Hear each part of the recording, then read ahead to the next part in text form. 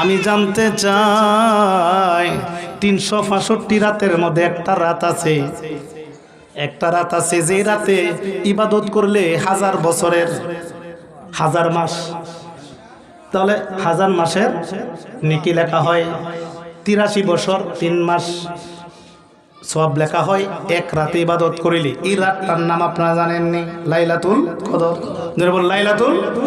আমরা যদি বলি ও আল্লাহ গো, তোমার কাছে জানতে চাই এতগুলা রাত থাকতে এই রাতের এত বড় দাম কেন? তুমি আল্লাহ তো ঘোষণা করলো এই রাত্রে ইবাদত করিলে ৮৩ বছর 4 মাসের বন্দেগী লেখা হয়, 1000 মাসের বন্দেগী লেখা হয়। মাবুদ, এতগুলা রাত থাকলে এই রাতের এত বড় দাম কেন? আমার আল্লাহ বলবেন, আমার বান্দারা রে, ও আমার বান্দারা, এই রাতের এত বড় দাম আমি এই কারণে বাড়িয়ে দিয়েছি, কারণ এই রাতের মধ্যে কোরআন শরীফ নাজিল হইছে। কোরআন শরীফ এই রাত্রে আগমন করছে। এই কোরআনের দামে এই রাতটারে আমি দামি কইরা দিয়েছি। আমি জানতে চাই কোরআনের দাম বেশি না আমার নবীর দাম বেশি? নবী না আসলে কি কোরআন আসলো রে বাবা? এখন আমি জানতে চাই, কোরআনও একটা সিটি, কোরআন একটা লেখা। এই লেখাটা সিটিটা নিয়ে আসছে জিব্রাইল কার কাছে? নবীজির কাছে। জিব্রাইল হলো রানার। আমি জানতে চাই আল্লাহর সিটি নবীর কাছে নিয়ে আসছে, এই সিটিগুলা কবরগুলাই তো কোরআন। আমি জানতে চাই বাবা, সিটির দাম বেশি না সিটি যার কাছে পাঠাইছে ওনার দাম বেশি? সিটি যার কাছে পাঠাইছে ওনার দাম বেশি। কোরআন হইল সিটি, আল্লাহর কথাগুলা নবীর কাছে পাঠাইছে, তাহলে কথা চাইতে সিটি চাইতে নবীর দাম বেশি। মোল্লা আলী কারি রহমাতুল্লাহ আলাইহি লেখেন কিতাবের মধ্যে, ও পৃথিবীর মানুষ রে, দেখো দেখো নবীজির কত বড় শান। কোরআন শরীফ যেদিন আগমন করছে, কোরআনের খাতিরে যদি এই রাতটা 1000 মাস ৮৩ বছর 4 মাসের বন্দেগী হয়, তাহলে যে নবী না হইলে কুলকাই না থইতো না। যে কোরআন শরীফ যার কাছে পাঠাইছে ইনি যেদিন আগমন করছে গো, এটা জিজু বাবা কি 12 রবিউল আউয়াল, আমার নবীর আগমনের রাত, আগমনের দিন। এই দিনটা লাইলাতুল কদরের চেয়েও বেশি। জোরে জোরে কোন কোরআন আগমন করার কারণে যদি ৮৩ বছর 4 মাসের বন্দেগী হয়, তাহলে আমার দয়াল নবী যেদিন আগমন করছে, এটা যে কত বড় নেকি আমার আল্লাহ ছাড়া কেউ জানে না। জোরে কোন তাহলে নবীর মিলাদের দাম আছে কি নাই? এই বাবারা আরো বুঝাইতে চাই, নবীর মিলাদকে ভালোবাসে, নবীর মিলাদকে খুশি হওয়ার কারণে বুখারী শরীফে হাদিস খান আছে, নবীজির চাচা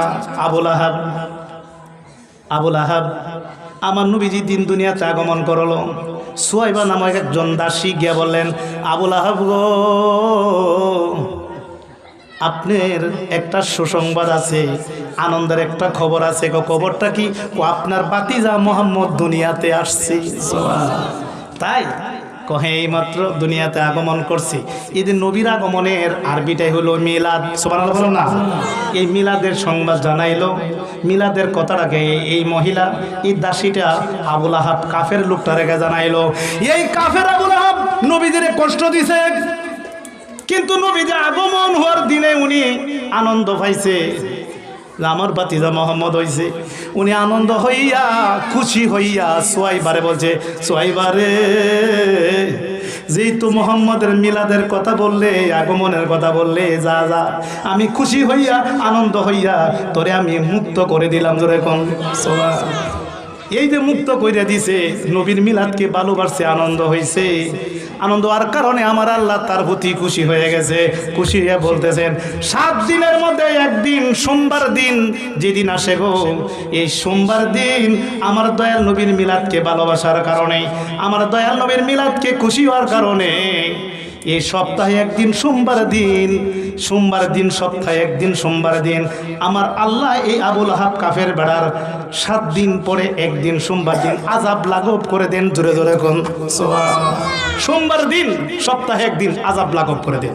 ও ভেতরের বাবারা আওয়াজে বলুন, আমার দয়াল নবীর আগমন, দয়াল নবীর মিলাদকে ভালোবাসার কারণে, খুশি হওয়ার কারণে যদি কাফের লোকটারে একদিনের জন্য আল্লাহ আযাব লাঘব করে দেন, আমরা তো আশিক রাসূল, আমরা দয়াল নবীর জীবনের চেয়ে ভালোবাসি, আমরা যদি নবীর মিলাদকে ভালোবাসি, নবীর মিলাদ শরীফ আদায় করি, আমার আল্লাহ কতটুক বরকত দিতে পারে এবার আল্লাহই ভালো জানেন। কি তা বলেন ঠিক না বেটে?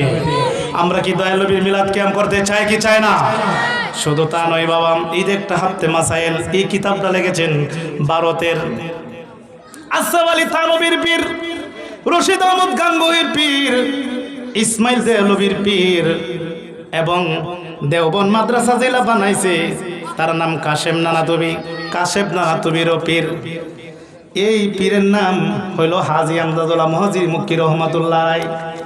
ইনি হাফতে মাসাইল ফাইসালায় হাফতে মাসাইল ৭ মাসলার সমাধান, এই কিতাবের মধ্যে বাবা মৌলুদ শরীফ নামে একটা অধ্যায় আনছে।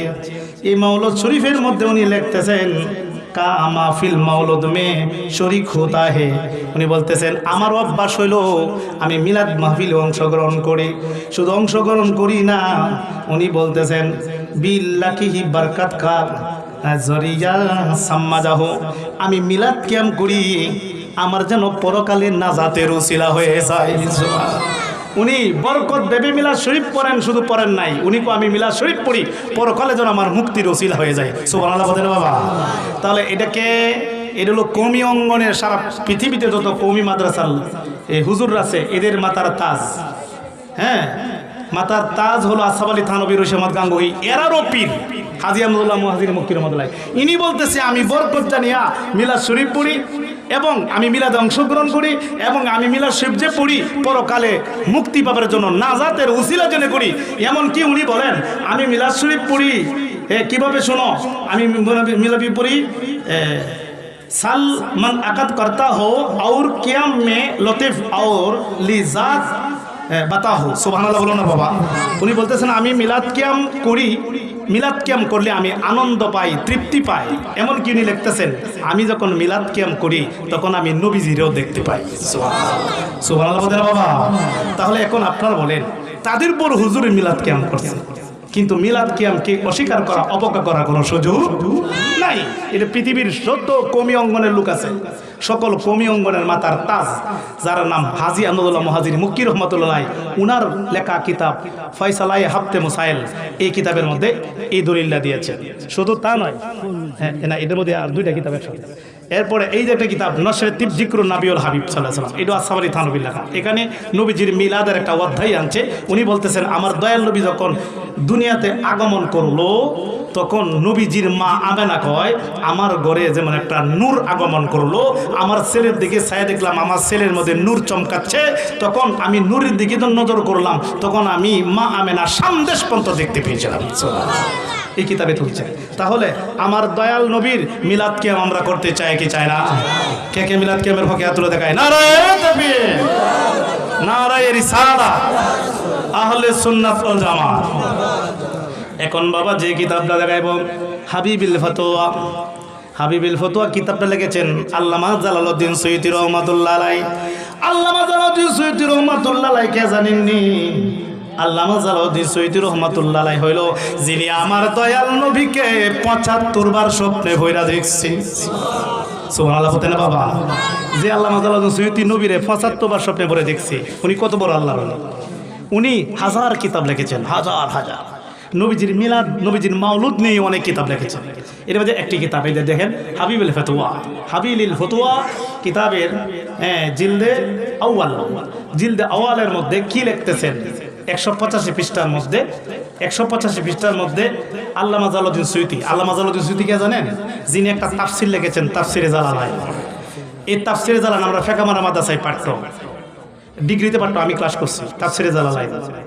এই তাফসিরে জালালাইন শুধু ফেকামারা না, বাংলাদেশের যত আলিয়া মাদ্রাসা আছে সব আলিয়া মাদ্রাসার মধ্যে তাফসিরে জালালাইন ফাজিল ক্লাসে, ডিগ্রি ক্লাসে পড়ানো হয়। আর কওমি মাদ্রাসায় একটা ক্লাসের নামই জালালাইন। এই জালালাইন না পড়লে কেউ মৌলানা হতে পারে না।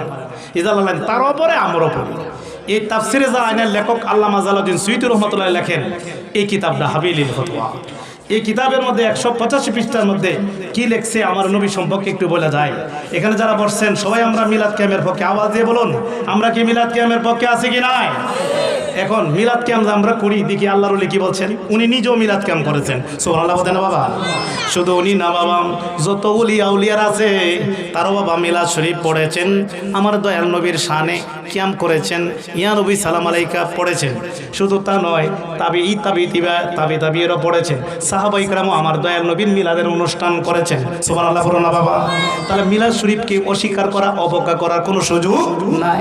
এখন আসেন উনি কি লিখতেছেন। এই বাবারা এখানে যারা বসছেন, আমি আগেই বলেছি আপনারা কিন্তু ওয়াজ বুঝেন, আমি দলিল ভিত্তিক আলোচনা করতেছি, এটাও আপনারা বুঝতেছেন। বাবাজি রাগো, কেন আমরা মিলাদ শরীফ পড়ি আমার দিকে আবার একটু নজর করুন। কেন মিলাদ শরীফ পড়ি?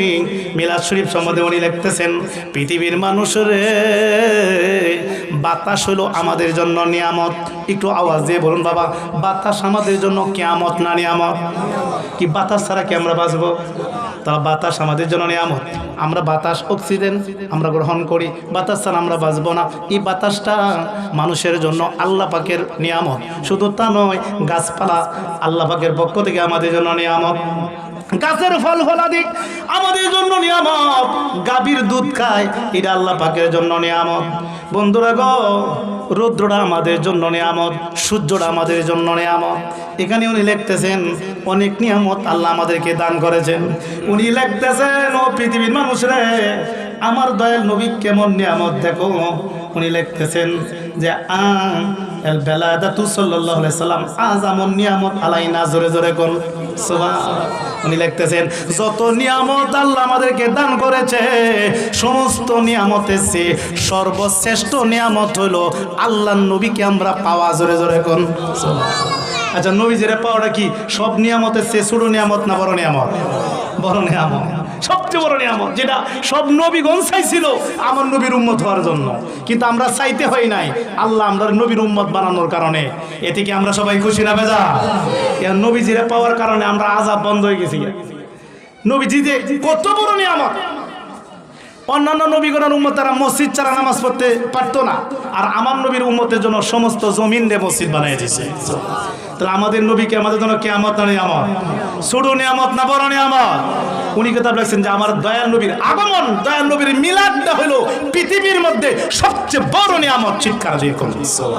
তাহলে আমরা কি সবাই মহব্বতে মিলাদ কিয়াম করতে চাই কি চাই না? এই পর্যন্ত যত বাহাসে আমরা গেছি, সব জায়গায় আমরা বাহাসের কথা বলছি, কিতাব লয়ে গেছি এরা নাই, বাসে ডাকছে কিতাব লয়ে গেছি এরা নাই। এখনো আমরা বলি ভিতরের মধ্যে তো কোনো মানুষ থাকেন, ভাই আমি তো আমার এলাকার, আপনার আমার এলাকার মানুষ, আমি আপনার এলাকার মানুষ, আমাদের মধ্যে কেন কনফিউজ থাকবে? আমার ঘরে অনেক কিতাব আছে, আপনারা যেই আলেমে কিতাব পড়তে পারে এমন একজন আলেমকে নিয়ে দাওয়াত দিচ্ছি, আমার ঘরে বৈশা আমরা কিতাব খুলে দেখবো। হ্যাঁ, কিতাব খুলে দেখাবো।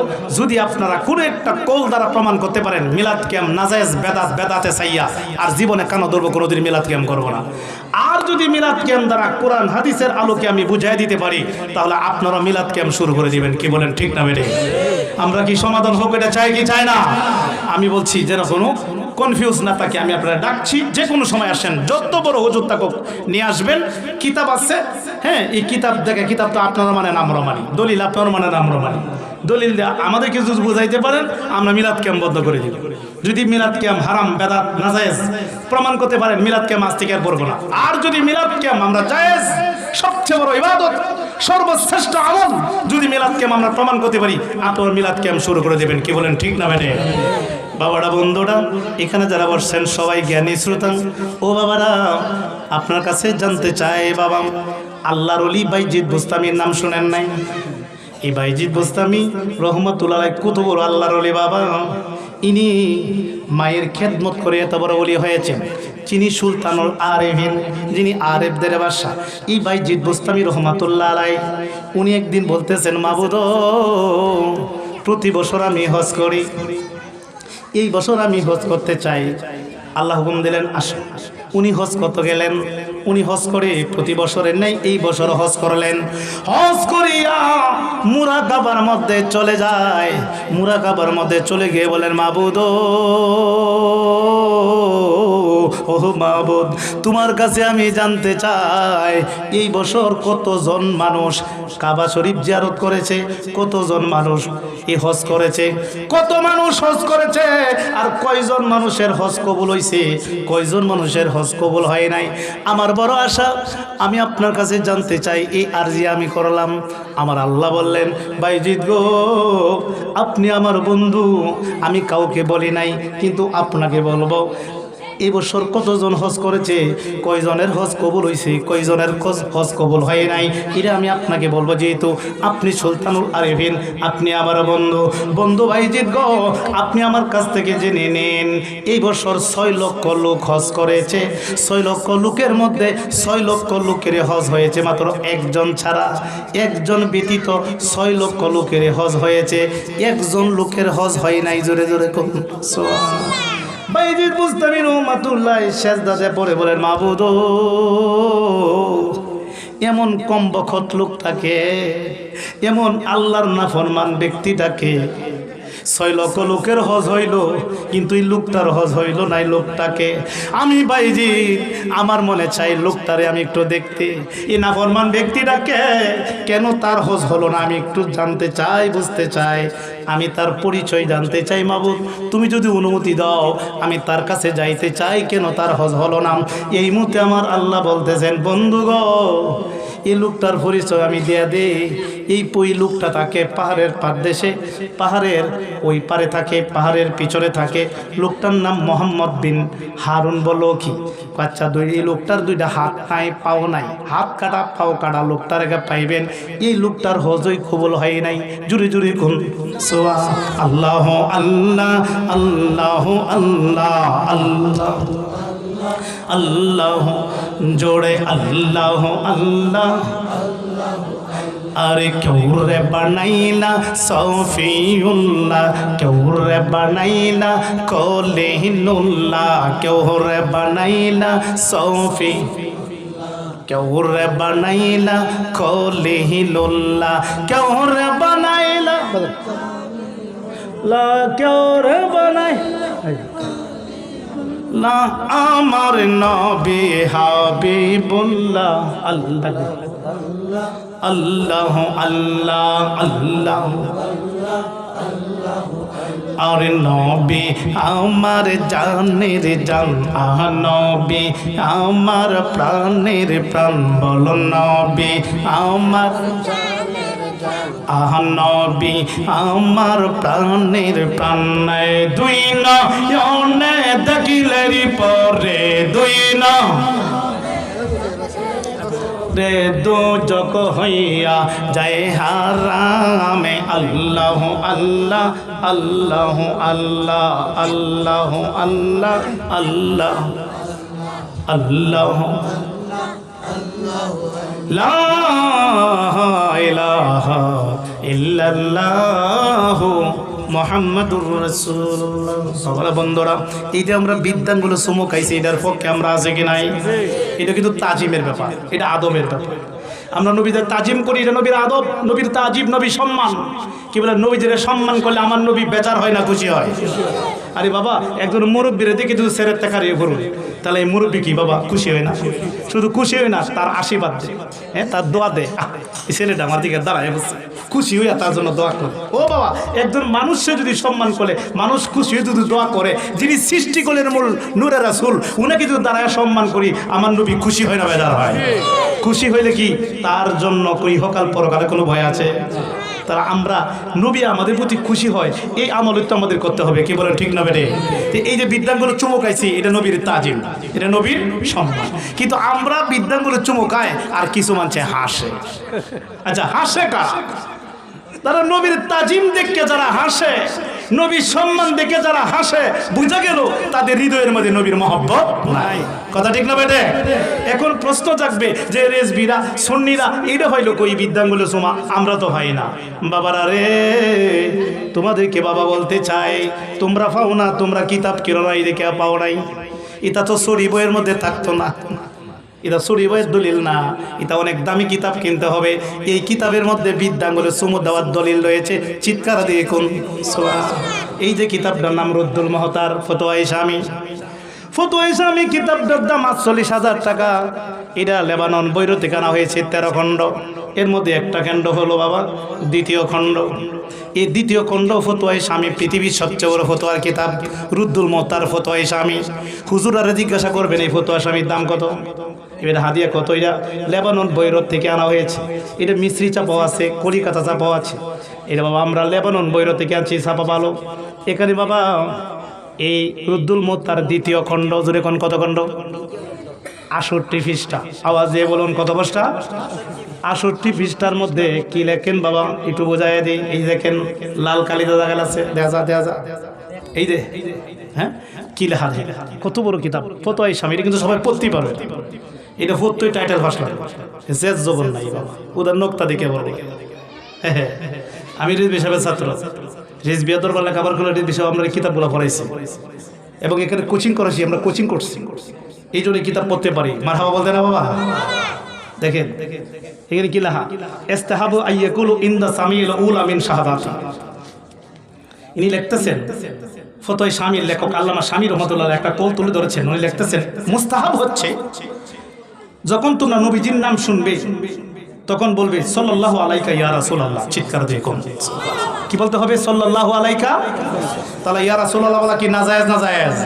কিন্তু এমন কিছু মৌলবী আছে এরা না বুঝা কইতাছে ইয়া রাসূলুল্লাহ বলা শিরক, জোরে কোন নাউজুবিল্লাহ।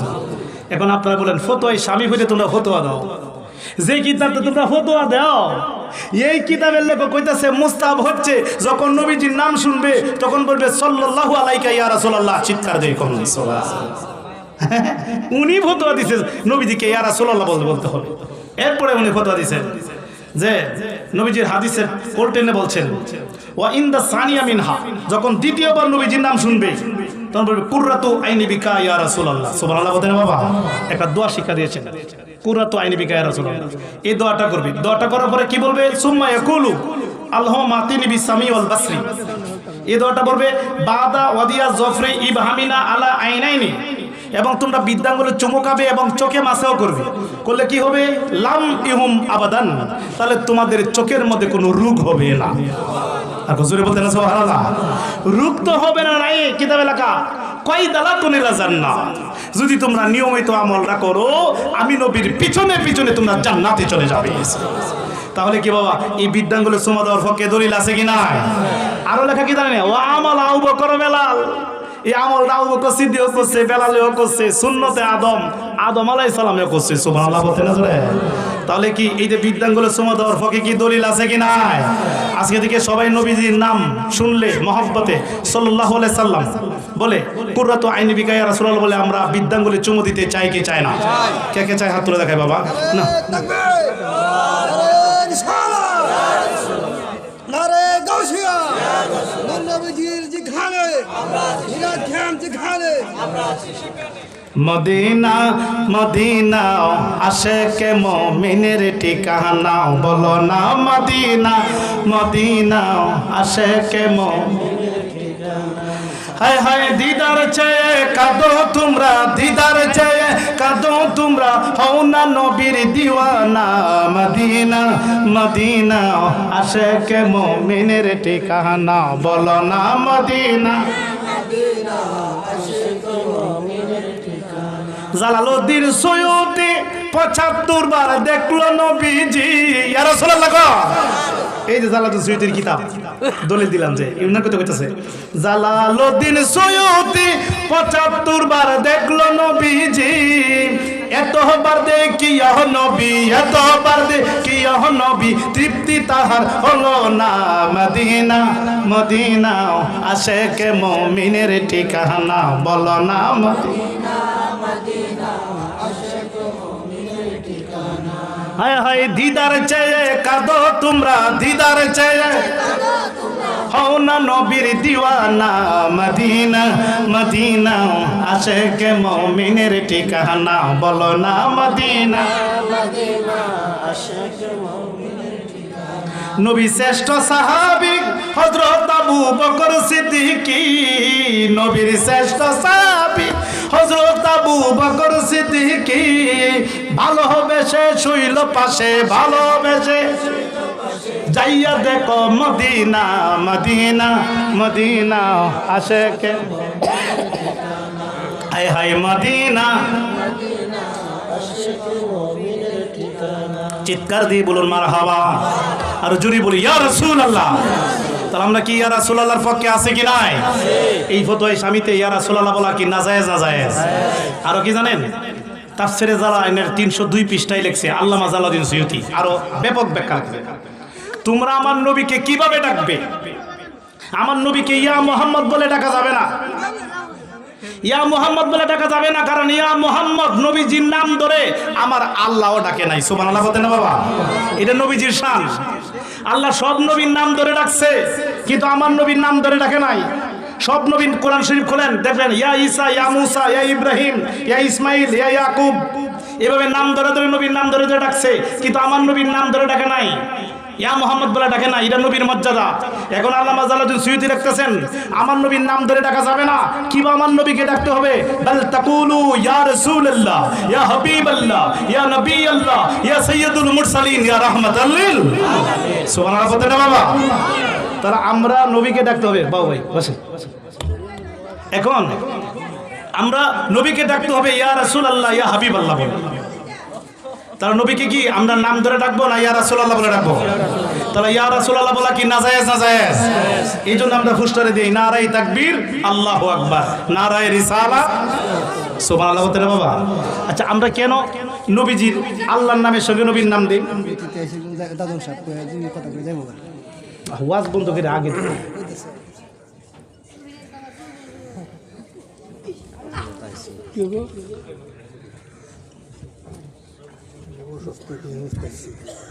দাদন ভাই আছে। আচ্ছা, আজকে আমাদের প্রধান অতিথি দাদন ভাইয়ের আগমন। দাদন ভাইয়ের আগমন। আচ্ছা 2 মিনিট ভাই, আমি তো আলোচনার মধ্যে ভাই আমাদের তরিকার লোক, আহলে সুন্নাত ওয়াল জামাতের লোক, সবাইকে মারহাবা।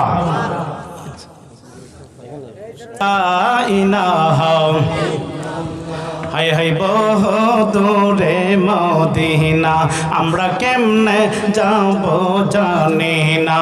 বলুন বহুদূরে মদিনা, আমরা কেমনে যাব জানি। আমার দয়াল আল্লাহ দয়া কর, দয়াল পুরা মনের বাসনা লা ইলাহা জোড়লা ইলাহা লা ইলাহা লা ইলাহা ইল্লাল্লাহ মুহাম্মাদুর রাসূলুল্লাহ। বাবাজিরা গো, যে কথা বলতেছিলাম বাবা, হযরত বাইজিদ বুস্তামি রহমাতুল্লাহ আলাইহি কয় মাবুদ এই লোকটারে আমি দেখতে চাই। 6 লক্ষ মানুষ হজ করলো, সবার হজ হইল, কিন্তু লোকটার হজ হয় নাই। ইনাফরমান ব্যক্তিটা কেন তার হজ হলো না, বিষয়টা আমি জানতে চাই। আমার আল্লাহ বললেন বন্ধুগো, সে তাকে পাহাড়ের পাদদেশে, পাহাড়ের ওই পারে, লোকটার 2টা হাত নাই, 2টা পা নাই, তার নাম মোহাম্মদ হারুন বখলি। এই মতে উনি অনুমতি চাইলেন। আমার আল্লাহ বাইজিদ বুস্তামি রহমাতুল্লাহকে অনুমতি দিলেন। বাইজিদ বুস্তামি রহমাতুল্লাহ যাইতে যাইতে যাইতে যাইতে পাহাড়ের কাছে চলে যায়। পাহাড়ের পাদদেশে, পাহাড়ের ওই পারে গিয়া বাবা লোকটার সঙ্গে সাক্ষাৎ। লোকটা দূর থেকে বলতেছেন বাইজিদ, ওহো বাইজিদ গো, তুমি আমার নিকট আসছো, এই বছর যে আমি হজ করেছি, হজ কবুল হয় নাই, এই সংবাদ জানাইবার জন্য বুঝি তুমি আইছো। জোরে জোরে করুন সাথে সাথে বাইজিদ বুস্তামি রহমাতুল্লাহ আলাইহি আশ্চর্য হয়ে যায়। বিষয়টা কি? আমার নাম যে বাইজিদ, এই লোকটা জানলো কিভাবে? আমি যে হজের সংবাদ দিয়ে আসছি, কবুল হয় নাই, এই বিষয়টা জানলো কিভাবে? এই মুহূর্তে বাইজিদ বুস্তামি রহমাতুল্লাহ হতবাক হয়ে গেলেন। হতবাক হওয়ার পরে লোকটাকে বললেন, ও ভাই, আমি আপনার নিকট জানতে চাই, আমার নাম যে বাইজিদ বুস্তামি, তুমি জানলে কি করে? এবং আমি যে হজের সংবাদ নিয়ে আসছি, এটা তুমি জানলে কি করে? এই মুহূর্তে লোকটা বলল, আমার মা দোয়া করছিলেন আমার আল্লাহ সব কিছু আগেই সংবাদ জানায় দিবেন, আল্লাহ কবুল করছে, এই জন্য কে আমার নিকট আসবে আগেই আল্লাহ আমাকে জানায়া দেওয়া হয়। ধরে কোন আচ্ছা তাহলে আমি জানতে চাই, আমার চিননি চিনি, আপনি বাইজিদ বুস্তামি, আপনি সুলতানুল আরিফিন, আপনি হইলেন আরেবদের বাদশাহ, অলিদের বাদশাহ। তাহলে শুধু আপনি না, আজকে 20 বছর যাবৎ আমার হজ কবুল হয় নাই। এই 20 বছরও একজন আল্লাহর বুজুর্গ আমার নিকট এই হজ যে কবুল হয় নাই, এই সংবাদ আমার জানায় আসছে। এই 20 বছর পরে আপনি আসছেন, আজকে আমার আসছেন হজ যে কবুল হয় নাই এটা সংবাদ জানাতে। এই মতে বাইজিদ বুস্তামি রহমাতুল্লাহ আলাইহি বলেন, ও ভাই, আমি জানতে চাই আপনার 20 বছর যাবৎ কেন হজ কবুল হয় নাই, কেন নামাজ কবুল হয় নাই, এটার কারণ কি? এই মুহূর্তে লোকটা বলল, ও হুজুর গো, 20 বছর পর্যন্ত 20 জন আল্লাহর বুজুর্গ আসছে, কারো নিকট আমি কথাটা বলি নাই, কিন্তু আপনার নিকট আমি বলবো জোরে জোরে কোন কেন আমার নামাজ রোজা কবুল হয় নাই, কেন হজ কবুল করে না, কেন নামাজ এবং হজ কবুল হয় না? এটার মধ্যে একটা ঘটনা আছে।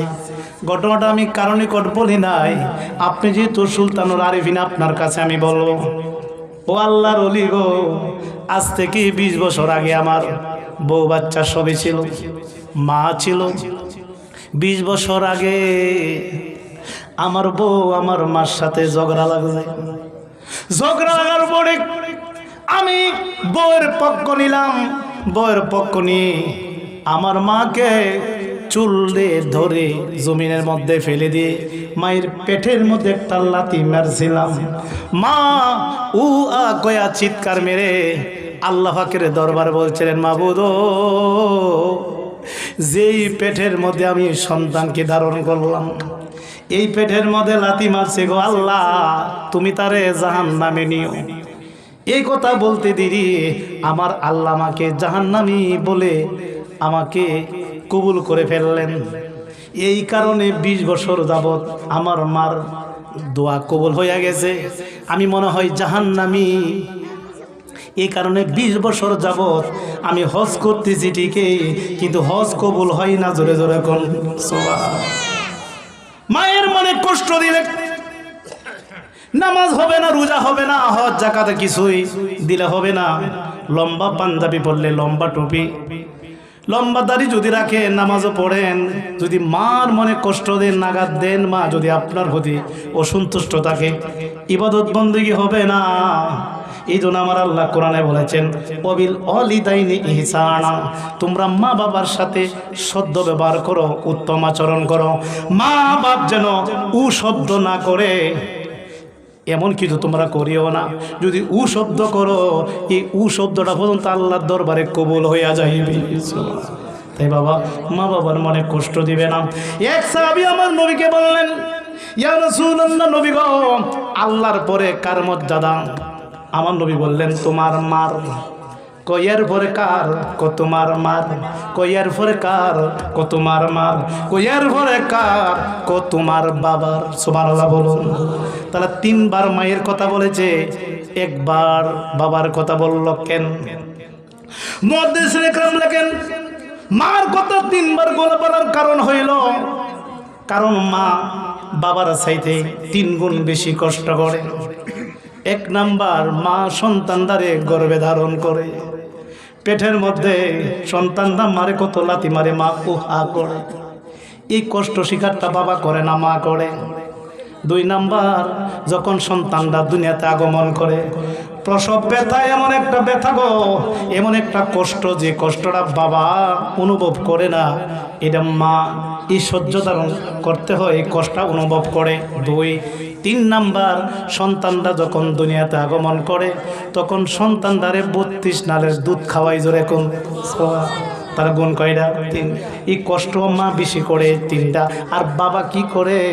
এই সন্তানদারে রিজিকের ব্যবস্থা করে। জোরে কোন, অর্থাৎ কামাই রুজি কইরা তারে বাবা খাবারের চলাফেরার যে অর্থ উপার্জন করে।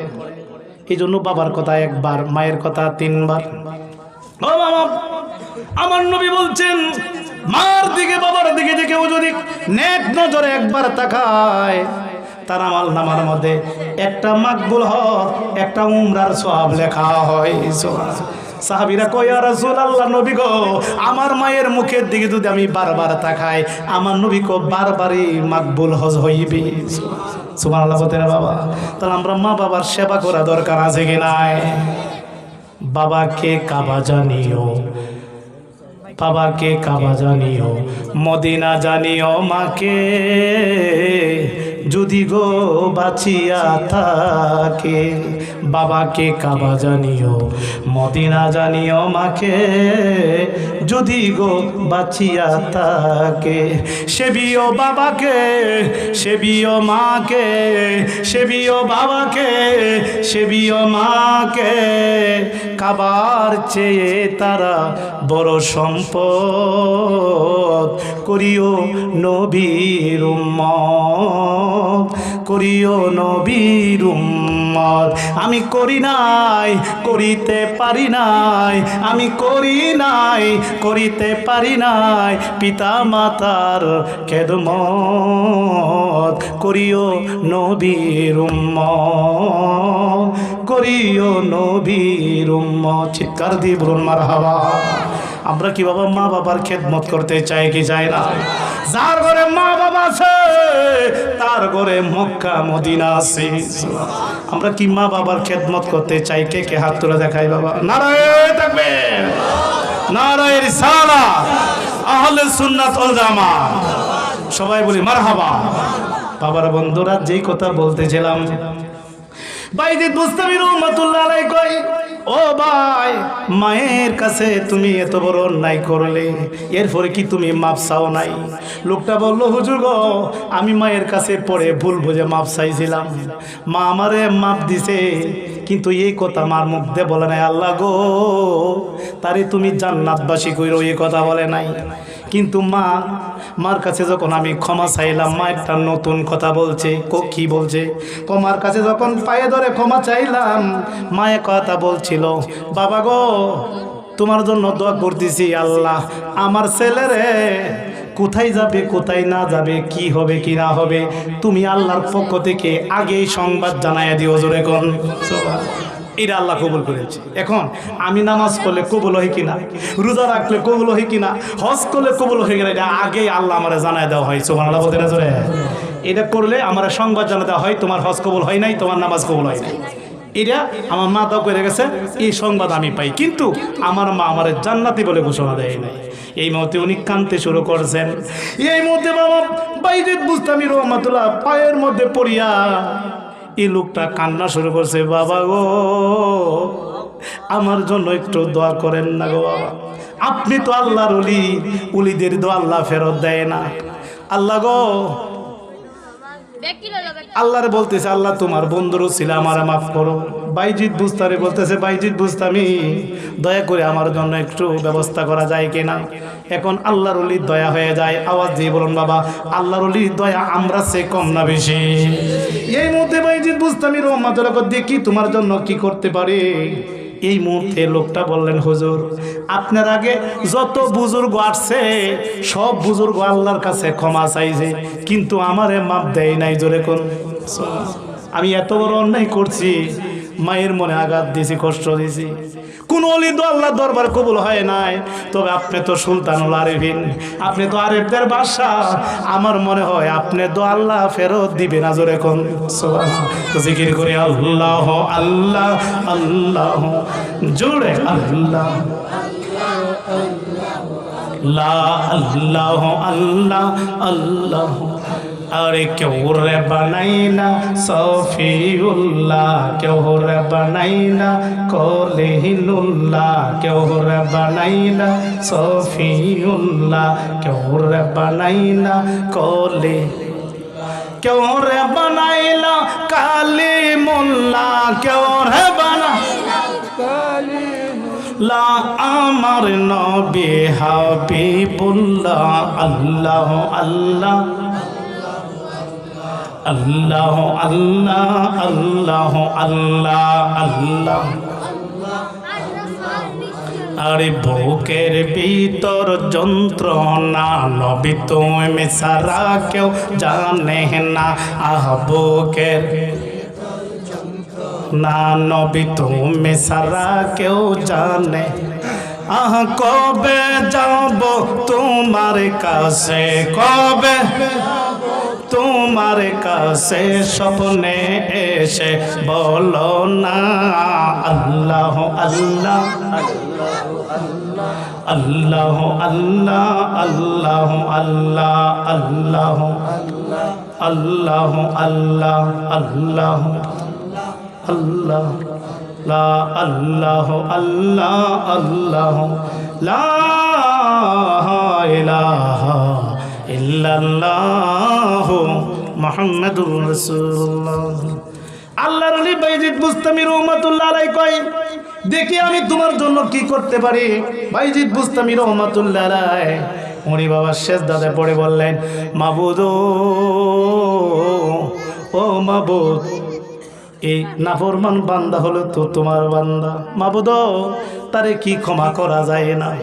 আর আল্লাহ বলেন ও বাইজিদ আপনি আমার বন্ধু 20 বছর 20টা বুজুর্গ পাঠাইলাম 20টা বুজুর্গ আমি আল্লাহর কাছে ক্ষমা চাইছে তার জন্য ক্ষমা চাইছে আমি ক্ষমা দেই নাই আমি তাকে মাপ দেই নাই কারণ আমি মাপ দিব না যতক্ষণ পর্যন্ত তার মা তারে মাপ না দিব ততক্ষণ পর্যন্ত আমি আল্লাহ তারে মাপ দিব না জোরে কোন এই জন্য মাপ দেয় নাই বন্ধু গো। আপনি যেহেতু রিকোয়েস্ট করতেছেন আপনি যেহেতু তার জন্য বারবার আবেদন করতেছেন আপনারা তো আমি ফিরাইয়া দিতে পারি না যেহেতু আপনি সুলতানুল আরিফিন। ও বন্ধু গো তবে আপনার সঙ্গে আমি একটা শর্ত দিব যদি এই শর্ত পালন করে শর্ত হবে আগে তারপরে আপনার দোয়া কবুল হবে। কোন শর্তটা কি?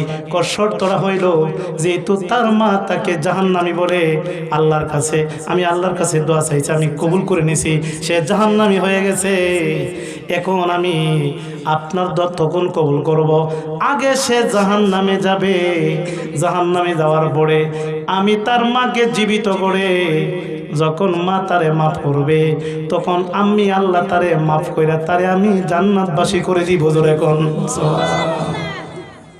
এখন আগে আমি তারে জাহান্নামে দিব মা যেহেতু দোয়া করছে এটা কবুল হয়ে গেছে এটা জাহান্নামে যাবে তখন আমি মারে জীবিত করে মা যখন তারে মাফ করবে আমি তাকে মাফ করে দিব যেহেতু আপনি রিকোয়েস্ট করতেছেন পরে আমি আবার তাকে জান্নাতে দিয়ে দেব চিৎকার দিয়ে কোন। আচ্ছা এখন আওয়াজ দিয়ে বলুন আল্লাহর ওলিদের দোয়া কি বিফলে যায়? আল্লাহর ওলিদের দোয়া কবুল হয় কি হয় না? তাহলে আমরা কি ওলিদের সাথে সম্পর্ক রাখতে চাই কি চাই না?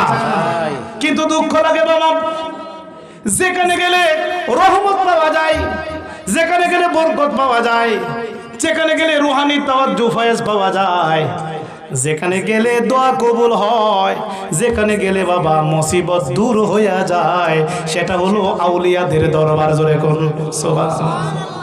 যেখানে গেলে মুসিবত দূর হয় যেখানে গেলে দোয়া কবুল হয় যেখানে গেলে ওলি আল্লাহ রুহানি তাওয়াজ্জুহ ফয়েজ পেয়ে একজন মানুষ পরিবর্তন হয়ে যায় দোয়া কবুলের জায়গাটাই ওলি আল্লাহর দরবার সুবহানাল্লাহ বলতে না বাবা। কিন্তু ওই জায়গার মধ্যে ফতোয়া দিতেছে ওলি আল্লাহর মাজারে যাওয়া বেদাত ওলি আল্লাহর মাজারে যাওয়ার শিরিক জুড়ে করতে না নাউজুবিল্লাহ। এখানে আমরা যারা বসছি আমরা কি বাবা শামসুদ্দিন রহমতুল্লাহর সাথে সম্পর্ক রাখতে চাই কি চাই? কে কে ওলিদের সাথে সম্পর্ক হাত তুলে দেখায় নারায়ে তাকবীর নারায়ে রিসালাত। ওলি আল্লাহ যেখানে দরগা মাজার যেখানে সবাই বলি মারহাবা। আচ্ছা একটা সত্য করে কথা বলেন তো বাবা আমরা যে ওলি আল্লাহর মাজারে যাই মাজারের ভিতরে যখন আমরা বাবা শামসুদ্দিন রহমতুল্লাহর মাজারের ভিতরে যাই বলুন তো বাবা যত বড় টেনশন যত বড় পেরেশান নিয়ে মাজারের ভিতরে যাই বলুন তো বাবা এই পেরেশান থাকে না চলে যায়? অশান্তি লাগে না শান্তি লাগে? এই শান্তির একটু ফয়েজ এটার নাম হচ্ছে তাওয়াজ্জুহ। যতক্ষণ ওলির মাজারে থাকবেন শুধু ভালোই লাগবে শান্তি লাগবে এই শান্তিটা মাজার থেকে আপনার কলবের মধ্যে তাওয়াজ্জুহ ডালতেছে ফয়েজ ডালতেছে এমনকি যতক্ষণ বসা থাকবেন প্রতিটা মুহূর্তে মুহূর্তে আপনার আমল নামার মধ্যে 100 বছরের মাকবুল ইবাদত লাগা হইবে। তাহলে ওলিদের মাজারে যাওয়া কি বেদাত না ইবাদত? এখন আমি বলছি ওলিদের মাজারে গেলে দোয়া করলে এই দোয়া কবুল হয় এবং তার মুসিবত দূর হয়ে যায়। এটা আমি গত মাহফিলও বলছিলাম আজকে এই মাহফিলও বলতে চাই। আনছো নাকি প্রথম কোনটা আনছো আনা হয় নাই প্রথম খণ্ডে গত মাহফিলে দেখাইছিলাম এই ফতোয়ায় স্বামী প্রথম খণ্ডে এই ফতোয়া স্বামী, যেটা রুদ্দুল মহতার ফতোয়া স্বামী, পৃথিবীর সবচেয়ে বড় ফতোয়ার কিতাব, এটা সবাই মানে, সবাই মানে। কারণ এইটা হইলো বড় বড় মুফতি যারা, ইসলামী স্কলার যারা, তারাই কিতাব থেকে দলিল দেয়। এত বড় কিতাব।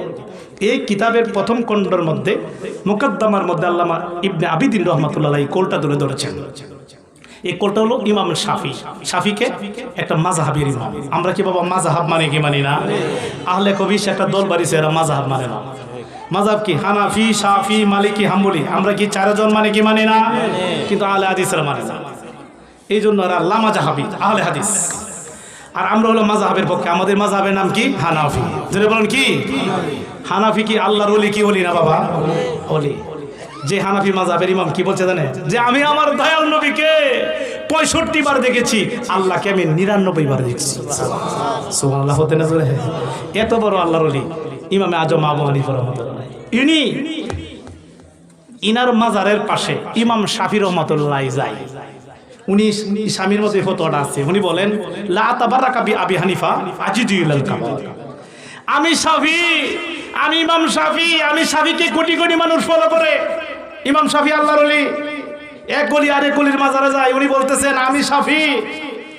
হানাফির আবু হানিফার মাজারে যায়, গিয়ে আমি এখান থেকে বরকত হাসিল করি। চিৎকার দিয়ে বলুন সুবহানাল্লাহ। লা তাবারাকা বি আবি হানিফা, আমি আবি হানিফা থেকে বরকত হাসিল করি।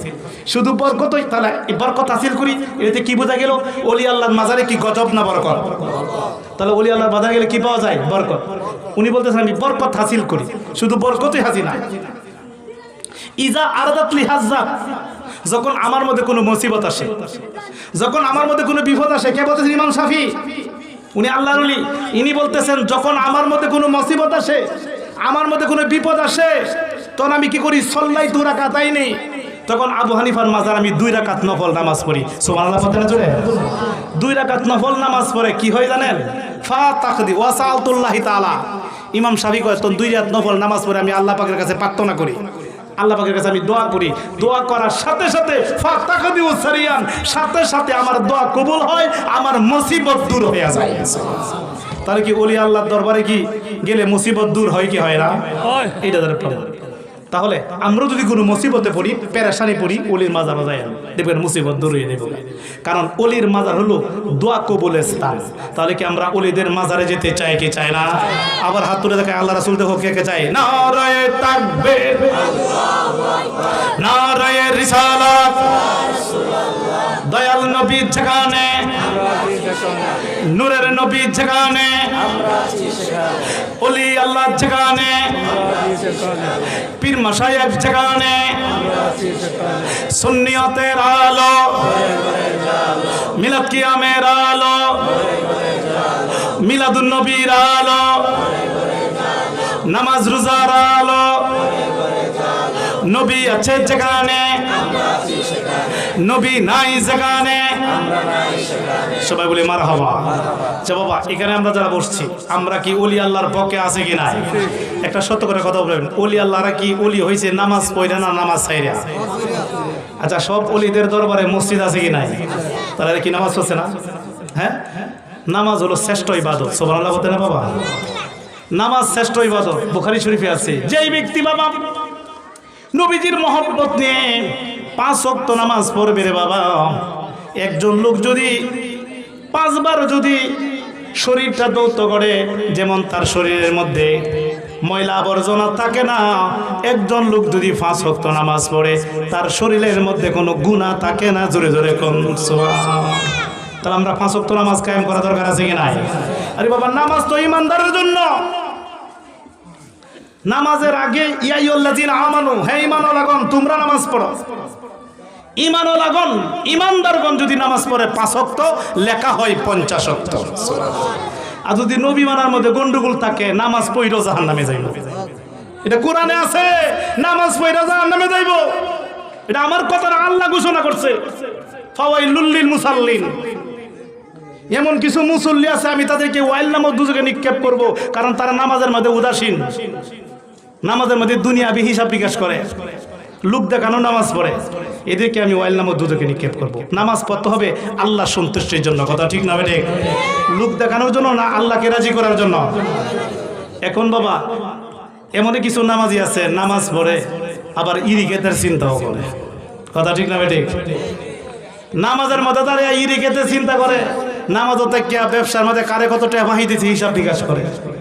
এই জন্য নবী বলছে লা সালাতা ইল্লা বি হুজুরি কলব, নামাজ হবে না হুজুরি কলব ছাড়া। এই হুজুরি কলবে কলবদারে পরিশুদ্ধ করিয়া হুজুরি দিলে যদি কেউ নামাজে দাঁড়ায়া যায় তখন এই নামাজে মেরাজ হইয়া যায়। ও আমার আশেক ভাই, ও আমার মমিন ভাই, হুজুরি কলবে নামাজ পড়ো ভাই। দিল কাবাতে নামাজ পড়লে মমিনের মেরাজ হইয়া যায়। হুজুরি কলবে নামাজ পড়ো ভাই।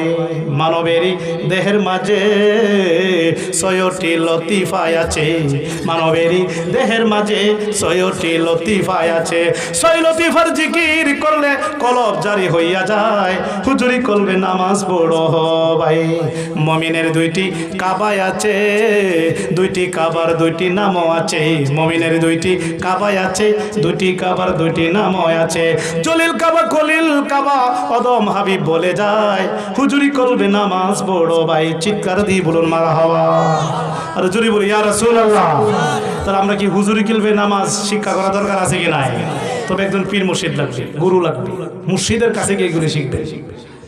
এই যে মানব দেহটা আছে, আশরাফ আলী তানবীর পীর, রশিদ আহমদ গাঙ্গুহির পীর, কাশেম নানাতবির পীর, হাজী আমদাদুল্লাহ মুহাজিরি মক্কি রহমাতুল্লাহ আলাইহি লেখেন, জিয়াউল কুলুব নামক কিতাবে লেখেন, মানব দেহের মধ্যে 6টা স্টেশন আছে। এই 6টা স্টেশন যদি কেউ অন্যরময় করতে পারে এই লোকটা আল্লাহর ওলি হইয়া যায়। লা শব্দকে নাভি হইতে উপর দিকে তুল, ইল্লাল্লাহু জরব দিয়া কলবের তালা খোল। লা ইলাহা লা ইলাহা জোড়ে লা ইলাহা লা ইলাহা লা ইলাহা ইল্লাল্লাহু মুহাম্মাদুর রাসূলুল্লাহ। বাবাজিরা ও আমার বন্ধুরা, পদ্মানিশী মা বোনেরা, গভীর খেয়াল করে শুনেন। ঈদে আমাদের শরীরে যে ময়লা আবর্জনা আছে, ঈদে আমাদের শরীরে যে পোশাক পরিচ্ছদ আছে, যদি ময়লা হয় সাবান লাগাইয়া খেঁচা দিতে হয় তাহলে ময়লা পরিষ্কার হয়। ঠিক তেমনি ভাবে বাবা আমাদের কলবের মধ্যে অনেক ময়লা আবর্জনা জমছে। এই ময়লা আবর্জনা পরিষ্কার করতে হইলে এখানে সাবান ঢোকানো যাবে না, পানি ঢোকানো যাবে না। এই কলবের মধ্যে কলবের ময়লা আবর্জনা পরিষ্কার করার যন্ত্র হলো আল্লাহ পাকের জিকির। তাই জিকির দ্বারা যখন কলবে বেশি বেশি জরব দিতে থাকবেন, খোঁচা দিতে থাকবেন, তখন কলবের ময়লা আবর্জনা দূর হয়ে যাবে, তখন কলবটা হয়ে যাবে পবিত্র। তখন এই পবিত্র কলবের মধ্যে আমার আল্লাহর বাসস্থান হইয়া যাইবে। ধরে কোন সুবহানাল্লাহ। তাহলে কলবটা পরিষ্কার করা দরকার আছে কি নাই? তাই মোহাম্মদে বাবা একটু জিকির করে কলবটা পরিষ্কার করি। লা ইলাহা জোড়ে লা ইলাহা লা ইলাহা লা ইলাহা জোড়ে লা ইলাহা লা ইলাহা ইল্লাল্লাহু মুহাম্মাদুর রাসূলুল্লাহ সাল্লাল্লাহু আলাইহি ওয়াসাল্লাম। বাবারা বন্ধুরা, এখানে যারা বসছেন আমরা একটা কথা মনে রাখবেন, নবীর মহব্বত, নবীর ভালোবাসা যদি হৃদয়ে পরিপূর্ণ ধারণ করুন, কসম আল্লাহ সবাই আমরা বলব, যদি নবীর মহব্বত আপনার হৃদয়ে ভরপুর থাকে, আমার দয়াল নবী আপনাদেরকে কোলে নিবে। ধরে কোন ভালো যদি বাসতে হয় নবীকে বাসুন। নবীরে ভালোবাসতে চাই কি চাই না? কেন ভালোবাসবো না? নবীকে তো ভালোবাসার নামে ঈমান। বুখারী শরীফের জিলদে আওয়ালে একটা হাদিস, একটা অধ্যায় আছে, হুব্বে রাসূল মিনাল ঈমান। নবীজির মহব্বতের নাম, নবীজির ভালোবাসার নামে ঈমান। যার হৃদয়ে নবীর মহব্বত আছে উনি মুমিন, আর যার হৃদয়ে নবীর মহব্বত নাই তার ঈমান নাই। আমরা কি দয়াল নবীরে জানেছে ভালোবাসতে চাই কি চাই না? মুখে মুখে না অন্তরে?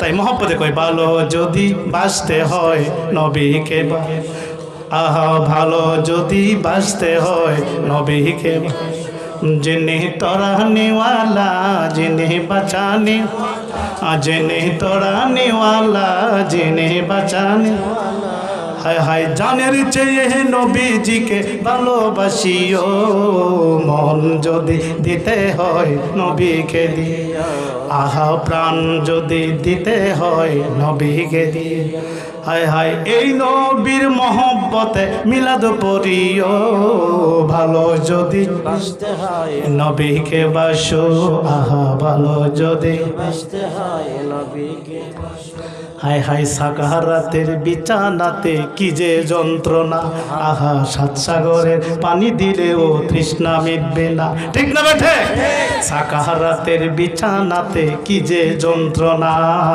সাত সাগরের পানি দিলেও তৃষ্ণা মিটবে হায় হায় জান্নাতেরও আহা জান্নাতেরও মালিক নবী শাহে মদিনা বলর জান্নাতেরও শাহে মদিনা আহা জান্নাতের মালিক নবী তাহাকে চিনুন ভালো যদি বাঁচতে হয় নবীকে বাসো আহা ভালো যদি বাঁচতে হয় নবীকে বাসো আহা জিনির কষ্ট যাত না আমি সইতে পারি না বলুন কষ্ট যাত না আমি সইতে হায় হায় জানের চেয়ে নবীজিকে ভালোবাসিও মন যদি দিতে হয় নবীকে আহা প্রাণ যদি আহা ভালো যদি বাঁচতে হয় जिन्हें तोड़ाने वाला जिन्हें बचाने वाला जिन्हें तोड़ाने वाला जिन्हें बचाने आहा জানের চেয়ে নবীজিকে ভালোবাসিও মন যদি দিতে হয় নবীকে দিও আহা প্রাণ যদি দিতে হয় নবীকে দিও নবীর দিদার একবার যদি নসিব হয়ে যায় জাহান্নামের আগুন তাকে দেখিয়া পালাই ঠিক না বেটে নবীর দিদার একবার যদি নসিব হয়ে যায় জাহান্নামের আগুন তাকে দেখিয়া পালাই হায় হায় পাগল দেখে দিদার দিয়ে দন্য করিও আহা পাগল দেখে দিদার দিয়ে দন্য করিও ভালো যদি বাঁচতে হয় নবীকে বাসো আহা ভালো যদি বাঁচতে হয় বলুন ভালো যদি বাঁচতে হয় নবীকে বাসো হাসরের ময়দানে নবী থাকিবেন সেজদায় আমার উম্মত যেন জান্নাত পেয়ে যায় সুবহানাল্লাহ হাসরের ময়দানে নবী থাকিবেন সেজদায় আমারই উম্মত যেন জান্নাত পেয়ে যায় ওই নবীজির দিদার পেতে ওই নবীজির দুরুদ পড়িও ভালো যদি বাঁচতে হয় নবীকে বাস আহা ভালো যদি বাঁচতে হয় নবীকে বাসো जिन्हें तोड़ाने वाला जिन्हें बचाने वाला जिन्हें तोड़ाने जिन्हें बचाने आहा জানের চেয়ে নবীজিকে ভালোবাসিও মন যদি দিতে হয় নবীকে দিও আহা প্রাণ যদি দিতে হয় নবীকে আহা ভালো যদি বাঁচতে হয় নবী চিৎকার দিয়ে বলুন মারহাবা আর জোরে বলি ইয়া রাসূলুল্লাহ আমরা নবীকে ভালোবাসতে চাই কি চাই না ডাইরেক্ট হাদিস আছে বাবা আলালা ইমানা লিমাল্লা মুহাব্বাত লাহু হুজুর জানে নবী কইতেছে তাদের মধ্যে ঈমান নাই যাদের মধ্যে আমি নবীর মহব্বত নাই যাদের কলবে আমি নবীর মহব্বত আছে ওরাই হলো ঈমানদার চিৎকার দিয়ে কোন সুবহানাল্লাহ আর যারা ঈমানদার তাদের জন্য জাহান্নামের তাদের জন্য জাহান্নামের আগুন তো হারাম হয় জান্নাতের হুরগেলমান তাদের জন্য অপেক্ষা করতেছে জোরে কোন সুবহানাল্লাহ জোরে বলতে না সুবহানাল্লাহ এই যে বাবা এই কিতাবের মধ্যে কি লেখা জানেন এই নসরের তিপ কিতাবের মধ্যে আসহাবে থানবী লিখছেন আমার দয়াল নবীর প্রস্রাব মুবারক উম্মে আইমান নবীদের একজন মহিলা দাসী ছিল নবীজির খেদমতে সব সময় থাকতো একদিন উম্মে আইমানকে আমার নবী ডাক দিয়ে বলেন উম্মে আইমান রে জি আমার প্রস্রাবটা তুমি ফেলে দিয়ে আসো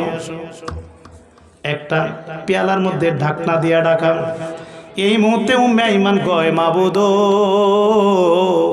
ও মাবুদ বহুদিন যাবত আমি আমার দয়াল নবীর খেদমতে আছি কিন্তু নবীজির প্রস্তাব মুবারক কোনোদিন দেখলাম না